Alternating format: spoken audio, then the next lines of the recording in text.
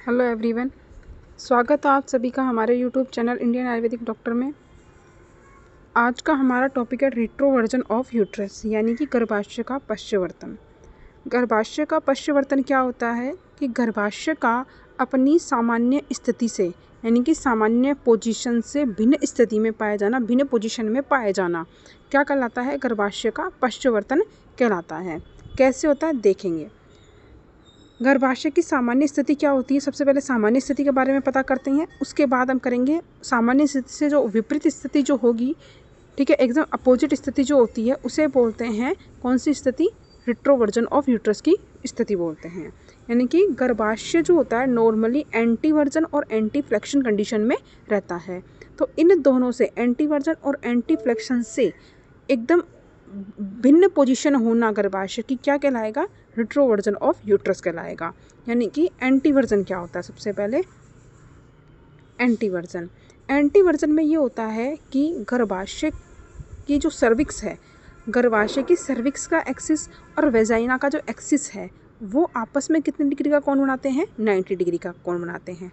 जो गर्भाशय की जो ये सर्विक्स है और ये जो होती है वेजाइना, ठीक है, एक तरह से ऐसे मान लो, ठीक है, ये जो सर्विक्स है और ये है वेजाइना, तो ये आपस में कितने डिग्री का कोण बना रही है? 90 डिग्री का एंगल बना रही है।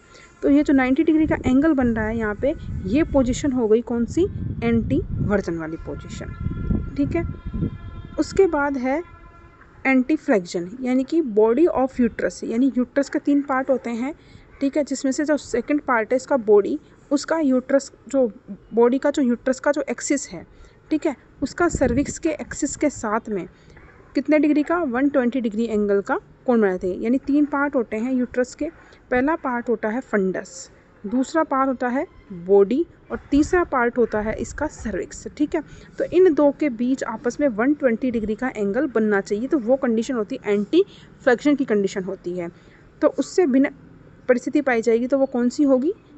रिट्रोवर्जन ऑफ यूट्रस, यानी एंटी फ्लेक्शन से अपोजिट स्थिति पाई जाना।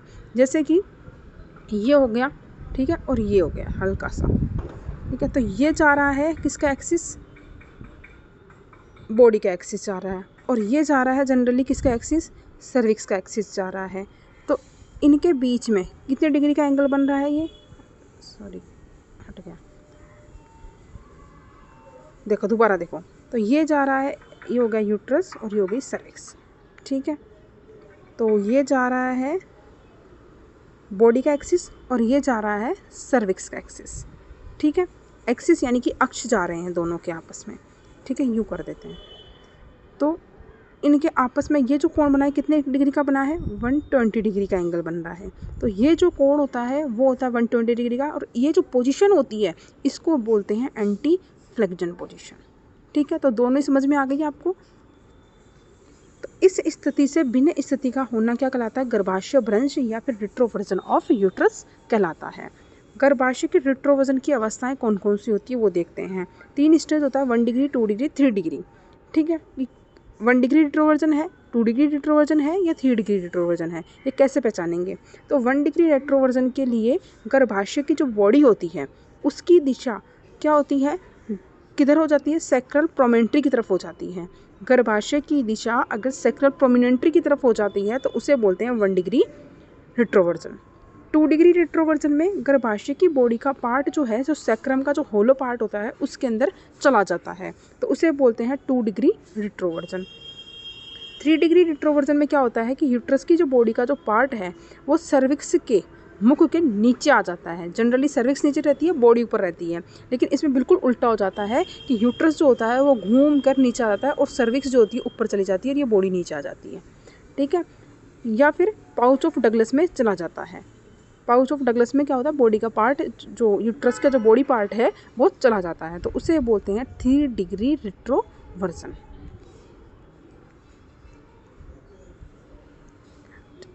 2 डिग्री और 3 डिग्री पोजीशन में यूट्रस जो होता है वो रिट्रोवर्टेड पोजीशन में माना जाता है। नॉर्मली ये जो देखा जाता है वो अप्रसवा वुमेन के अंदर तो 10 से 20% देखा जाता है, और जिन वुमेन में लेबर आदि हो चुके हैं, प्रसवा है, बच्चे हैं जिनके, उनमें 25% देखा जाता है। उसके बाद आता था कोज या निदान क्या होते हैं। निदान में पहला होता है सहज कारण। सहज कारण क्या है? कॉन्जेनाइटल माल फॉर्मेशन। सहज कारण है इसका कि कॉन्जेनाइटल माल फॉर्मेशन है, जैसे बच्चा हुआ तो उसी के साथ पैदा हुआ, ठीक है। जैसे गर्भाशय का अल्प विकास था या फिर योनि की एंटीरियर वाल छोटी थी, तो ये था इसका सहज कारण। दूसरा होता है जन्म के बाद। जन्म के बाद ये था कि सूतिका की अवस्था में प्रसव के बाद में गर्भाशय के भार में वृद्धि होना। सूतिका अवस्था थी उसकी, परप्यूरियम पीरियड चल रहा था, उस दौरान उसका क्या था, गर्भाशय के भार में वृद्धि हुई, जिसके कारण गर्भाशय के बंधन जो होते हैं, गर्भाशय के जो लिगामेंट होते हैं वो क्या होते हैं, लूज हो जाते हैं। और उनकी लूजनिंग होने के कारण प्रसव के 6 सप्ताह बाद में यानी 6 वीक बाद में क्या देखने को मिलता है, रिट्रोवर्टेड यूट्रस देखने को मिलता है, ठीक है। सेकंड रीज़न है जन्मोत्तर कारण के बाद में गर्भाशय भ्रंश से पहले पश्चवर्ती यूट्रस पाया जाता है, ठीक है। तो अगर किसी वुमेन के अंदर यूटेराइन प्रोलेप्स अगर मिलेगा तो सीधी सी बात है यूटेराइन प्रोलेप्स से पहले उसके अंदर रिट्रोवर्टेड यूट्रस अवश्य ही होगा। तो ये पहली कंडीशन होती है, यानी कि पहली स्टेज होती है रिट्रोवर्टेड यूट्रस। और दूसरी कंडीशन, अगर रिट्रोवर्टेड यूट्रस के अंदर उस वुमेन ने कोई प्रकार का कोई इलाज नहीं करवाया, उसे ठीक नहीं करवाया, तो वो बढ़ के कॉम्प्लिकेशन के रूप में बढ़ के और वो यूट्रस क्या होता है, प्रोलेप्स हो जाता है, ठीक है। या फिर फेलोपियन ट्यूब है, ओवरी है, इनके अंदर इन्फ्लामेशन के कारण हो सकता है। यूट्रोवेसिकल पाउच में फाइब्रोइड है या सिस्ट है, जिसके कारण उनके अंदर भार में वृद्धि आती है और वो क्या करते हैं, यूट्रस को क्या कर देते हैं, अपनी पोजीशन से हटा देते हैं। टाइप ये 2 प्रकार का होता है, एक तो मोबिल होता है यानी कि चल पश्चवर्तन होता है, एक अचल पश्चवर्तन होता है। एक होता है कि सामान्य उपद्रव से रहित यानी किसी प्रकार का कोई कॉम्प्लिकेशन नहीं आता, एक होता है जिसमें कॉम्प्लिकेशन आता है, ठीक है। देखते हैं सिम्टम की अगर बात करते हैं तो सिम्टम जो होता है, एक होता है कि अगर रिट्रोवर्टेड यूट्रस है फीमेल में तो उसके अंदर क्या होगा, बैक पेन देखने को मिलेगा, मेंस्ट्रुअल प्रॉब्लम्स रहेगी उसके अंदर, ठीक है, और ल्यूकोरिया रहेगा और डिस्पेरूनिया रहेगा। इन्वेस्टिगेशन के अंदर इसमें पर स्पेकुलम एग्जामिनेशन या पर वेजाइनल एग्जामिनेशन से हम पता लगा सकते हैं, ठीक है, और पर रेक्टल एग्जामिनेशन। नेक्स्ट है ट्रीटमेंट। इसके ट्रीटमेंट की अगर बात करते हैं तो पहली तो होती है प्रतिनिषेधात्मक चिकित्सा, यानी कि वही रोकथाम वाली चिकित्सा, प्रिवेंटिव चिकित्सा हो गई। उसके अंदर क्या होगी, 2 प्रकार की होती है, एक तो सम्यक सूतिका परिचर्या का पालन करो और एक सम्यक रूप से प्रसव परिचर्या का पालन करना है। दूसरी होती है रोग की चिकित्सा। रोग की चिकित्सा 2 तरह से की जाती है, एक तो लक्षण रहित अवस्था में, यानी कोई लक्षण नहीं है उस अवस्था में तो कोई चिकित्सा नहीं करनी है हमें। दूसरी है लक्षण उत्पत्ति होने के बाद में, अगर लक्षण आ गए हैं यानी कि रिट्रोवर्टेड यूट्रस के कारण होने वाले जो भी लक्षण है वो आ रहे हैं इन सब लक्षणों में से, तो पेशरी चिकित्सा करनी है। और पेशरी चिकित्सा से भी अगर काम नहीं हो रहा है, ठीक नहीं हो रहा है, तो शल्यक्रम कर देना है। उसके बाद पहले पढ़ते हैं पेशरी चिकित्सा क्या होती है। पेशरी चिकित्सा ये एक टेम्परेरी चिकित्सा होती है, ठीक है, अस्थायी चिकित्सा होती है। इसमें होर्स सिम्स पेशरी का उपयोग किया जाता है। सभी चल पशुवर्तन में 2 प्रकार का पढ़ा था ना हमने, एक तो चल था, एक अचल था, ठीक है। अचल यानी कि एक तो मोबिल था, एक मोबिल नहीं था, यानी कि मूवमेंट नहीं था उसके अंदर, ठीक है। तो सभी चल पशुवर्तन में शल्यक्रम से पूर्व, अगर चल पशुवर्तन में हमें कोई भी शल्यक्रम करना है तो उससे पूर्व हमें पेशरी चिकित्सा करते हैं। और इसके लिए पेशरी, कौन सी पेशरी उपयोग में लेते हैं, होद सिमत्स पेशरी उपयोग में लेते हैं।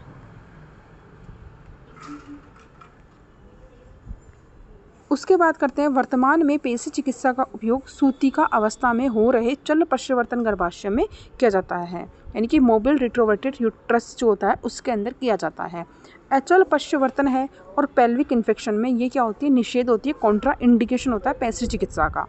उसके बाद है पेशरी का उपद्रव क्या हो सकता है। अगर पेशरी चिकित्सा की है तो उसका उपद्रव ये हो सकता है कि मूत्र का अवरोध हो सकता है, मूत्र का अवरोध हो सकता है, या फिर मूत्र की अति प्रवृत्ति हो सकती है या अप्रवृत्ति हो सकती है। दूसरा है वेजाइनल शोथ या इन्फ्लामेशन हो सकता है, या फिर वहाँ पर अल्सर भी हो सकते हैं। अब उसके बाद आता है दूसरी चिकित्सा होती है शल्यक्रम करना, यानी कि सर्जिकल ट्रीटमेंट। यह उपद्रव रहित और चल पश्चवर्तन में पेशरी टेस्ट अगर पॉजिटिव आ रहा है, यानी उसने पेशरी करवाई है, तो उसके अंदर क्या होने पर यह ट्रीटमेंट किया जाता है। उससे भी सही नहीं हो रहा तो इससे सही होगा फिर वो, ठीक है। उपद्रव से युक्त है और अचल है यानी स्थिर है, मोबिल नहीं है, स्थिर है वो, तो उसमें ये क्या होता है, किया जाता है। मेनली ये इसी के लिए होता है। शल्यक्रम विधि में इसमें 3 प्रकार के ऑपरेशन होते हैं। एक तो होता है वेंटिरो सस्पेंशन ऑपरेशन। वेंटिरो सस्पेंशन ऑपरेशन में 2 ऑपरेशन किए जाते हैं इसके अंदर। एक तो गिलियम्स ऑपरेशन और एक तो सीलिंग ऑपरेशन। इसमें यही होता है कि आसपास के जो भी लिगामेंट होते हैं ना, इनको क्या करते हैं, टाइटनिंग के साथ में आसपास की यूट्रस के अंदर, यूट्रस नहीं, एब्डोमिनल केविटी में आसपास की रचनाओं के साथ में क्या करते हैं, वो लिगामेंट को स्थिर कर देते हैं, फिक्स कर देते हैं और टाइट कर देते हैं, जिससे क्या होता है, यूट्रस जो होता है अपनी पोजिशन में बना रहता है। दूसरा होता है वेंटिरोफ्लेक्शन ऑपरेशन और तीसरा होता है रिट्रोवर्टेड यूट्रस के साथ। रिट्रोवर्टेड यूट्रस यदि प्रोलेप्स के साथ में हो, ठीक है, तो फादर गिल्स ऑपरेशन किया जाता है। इसका ट्रीटमेंट इंपॉर्टेंट है। इनके आपस में ना ट्रीटमेंट मिक्स होते हैं। किस किस के, हमने जो भी अभी तक पढ़ा प्रोलेप्स के और ये जो रिट्रोवर्टेड यूट्रस हैं, इससे पहले भी हमने पढ़ा फाइब्रॉइड हैं, इनके आपस में ट्रीटमेंट मिक्स मत करना। ये फादर गिल ऑपरेशन किसके लिए किया जाता है, रिट्रोवर्टेड यूट्रस के लिए किया जाता है, ठीक है, यदि उसके अंदर प्रोलेप्स साथ में हो तो, ठीक है, तो चिकित्सा मिक्स मत करना आप। नेक्स्ट